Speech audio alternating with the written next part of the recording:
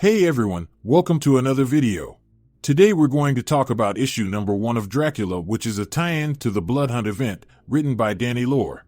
But before we dive into the story, I want to ask you a favor. If you enjoyed this video, please leave a like and a comment to help the channel grow. So just to add some context to this, Dracula is now the legendary immortal lord of the vampire nation stronghold Vampirsk. And as for Brielle Brooks, the daughter of Blade, who is going by the name Bloodline, is going to be one of the two main characters of this issue. And as for where this comic takes place, it is located between the events of issue 1 and issue 2 of the Blood Hunt comic. Now this issue opens with Dracula getting suited up, because the dawn was ending. And yet he finds himself with weapons to defend it rather than aid in its falling. Because our Dark Lord donned his strongest armor and grasped his strongest sword. And despite all his preparations, Dracula still had to remind himself that he hadn't yet claimed the strongest piece of his arsenal. So with his blade in his hand, Dracula stood ready for battle. So with that said, on the next page, his assistant, Xeris, entered the room to inform his lord that his spy had returned. So as Dracula's agent entered the room, Dracula stated that there is little time until the ritual preparations are complete. Now as the clock started to tick, the spy stated, the situation is exactly as he predicted, and everything is in place for his arrival in Atlanta. However, the unrest has already begun and rumors of dissent have started, both here and overseas. So because of that, some vampires are starting to see the changing tides as a potential chance to rise up. But before she could finish that statement, Dracula interrupted her and declared that potential traitors are to be dealt with immediately regardless of the roots of their descent. Now this is genius on Dracula's part, because he is using this moment to take out those who are disloyal to him even if it is not connected to the dark magic at play. Now, with Dracula's brilliance on full display, the spy stated that she was honored to be a part of this cleansing. So with that topic concluded, Dracula proceeded to ask about her other mission that involved a girl by the name Brielle Brooks. And when it comes to that issue, the spy stated that she is alive and unaware that she is being watched. And as soon as the spy confirmed that she witnessed it with her own eyes and her eyes alone, Xeris immediately ran his blade through her back, killing her instantly. Because according to Dracula, they do not have enough time to clean up every loose end. So with that spy dealt with, the Dark Lord tells his assistant to gather her blood and store it for his trip. Now with Dracula preparing to make his move, we transition over to Atlanta, Georgia 3 minutes and 33 seconds before the sun's death.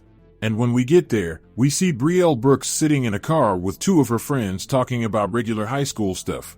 And one of the things that is brought up is how she is using her mother's car today and her mother was going to take the bus home that night. So as they exited the vehicle, her friends were surprised that she had time to hang out with them, considering she was always busy. Now just to add some context to this situation, Brielle Brooks is the daughter of Blade, the current big bad of this event so far. And her powers are only active when the sun comes down. So with that out there, right before they entered the schoolhouse, the sky started to go dark as a strange feeling started to overcome her. Now with an intense pain overcoming her body, Brielle doubled over in discomfort as the people stood unaware of the coming threat. So as the panic started to set in, Brielle compared this feeling as being similar to the way she feels at nighttime, but way more intense. So as her friend took a step towards her, Brielle sent her bag flying her way with way too much force, causing her to fall on the floor. So with her powers going haywire, Brielle instantly knew that something was coming their way and she needed to get her hunting gear. So with the threat inbound, the three made their way to the car, just for Brielle to rip the door off by accident when she tried to open it. So with the situation going from bad to worse, we transition away from Brielle and jump over to Dracula arriving in Georgia. And when he got there, the Dark Lord exited the mausoleum and made his way into the cemetery only to witness two vampires surrounding a defenseless woman. Now Dracula could care less about the woman's life, but he does care a lot about respect. Because as soon as he approached the scene, he told the young vampires that he needed to find someone, he needed to find a girl. Now almost immediately, the two young arrogant vampires started to do the last thing they should have done. And that was disrespect him. So with a swipe of his hand, one of the vampires' heads completely disappeared off his shoulders. So with the gravity of the situation setting in on the upstart, Dracula informs him that the only reason why he is left alive is because he has need of him. So with Dracula on the hunt, we jump back over to Brielle putting in work. Because at first she compared this to how she felt when she first got her powers, but she was wrong. This was a huge burst of excitement and adrenaline that was turned up by 100. Better yet, 1 million. So as she maneuvers through the air, she asks herself, is this how her dad feels fighting vampires? Better yet, is this how vampires feel every time they do anything?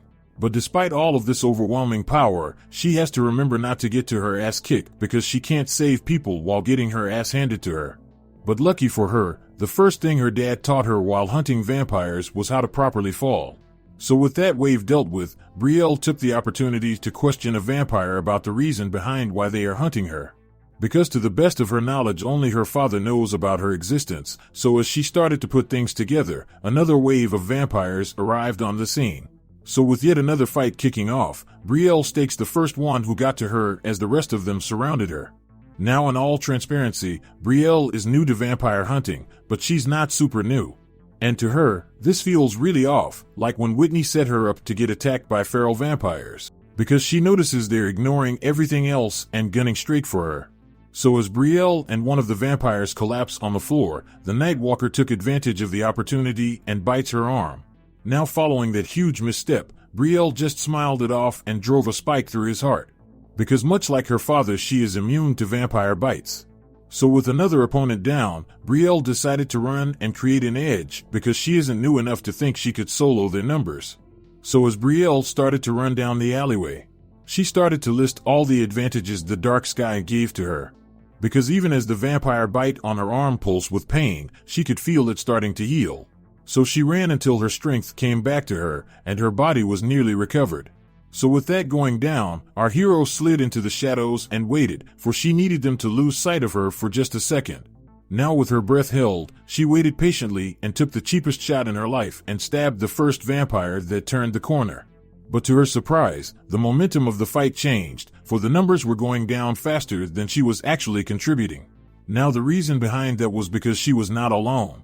So, as vampire limbs went flying everywhere, she thought to herself, her dad was the best fighter she had ever seen until this moment, because she never knew the difference between the best fighter and the most powerful fighter. And Dracula was clearly that, because with a swipe of his sword, everything before him was cut into pieces. So with Dracula doing his thing, Brielle thought to herself that she knows who this mysterious man is. But for the life of her, she doesn't know why he would be fighting vampires with her, but at this point she didn't exactly have time to freak out about it.